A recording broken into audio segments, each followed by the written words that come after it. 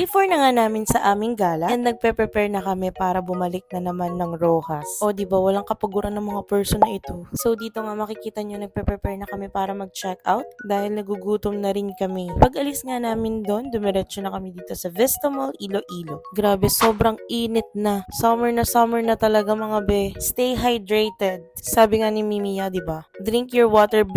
So eto na nga, dito na lang kami kakain sa bread table. Sobrang aesthetic ng lugar. Very Instagrammable, ganun. So chika-chika muna kami dito habang waiting sa aming food. Pagkatapos nga namin kumain, dumiretso na kami sa gusto niyang puntahan dahil ipapasetup niya daw yung motor niya dito. Ibabiyahe niya pa ng Manila papunta ng Iloilo. So after nyan, dumiretso na kami dito sa bahay nila tita para gawan ako ni Miana. Pero dahil dyan, magmerienda muna ang mga person. Then back to work. Here's the final look. Grabe, sobrang Latina. Pagkatapos nga nyan, manonood kami ng Liga ni JN at nag-food trip na rin while waiting. Pagkatapos nga nun, pinaghanda kami ni tita ng mga seafood.